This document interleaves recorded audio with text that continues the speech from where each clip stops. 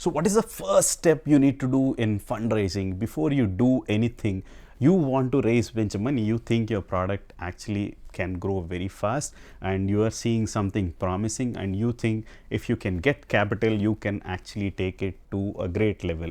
Before you actually start looking for fundraising, make sure your basics are right and everything is working right for you, your customers are liking what you're doing. Then is when you should actually go to your VC. You should have your MVP, you should have some paying customers before you actually go for funding. So then what's the first step, right? So there are sites like track.in where you can actually know which are funds which are funding the startups in your domain.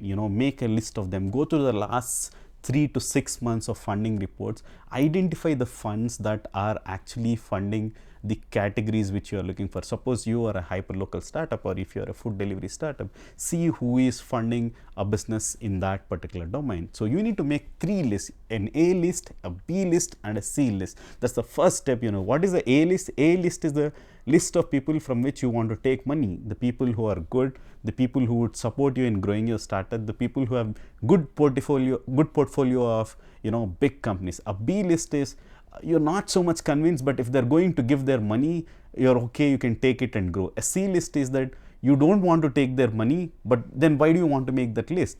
I'll tell you soon. In the C list is where you're going to do your pitching practice on. Once you practice your pitches there, and then you would actually go start pitching to your B list and A list. What happens when you pitch directly to your A list? Like, what if they don't like your the first impression? And if you don't make a great first impression, it's very hard to get their second it's very hard to get a second chance.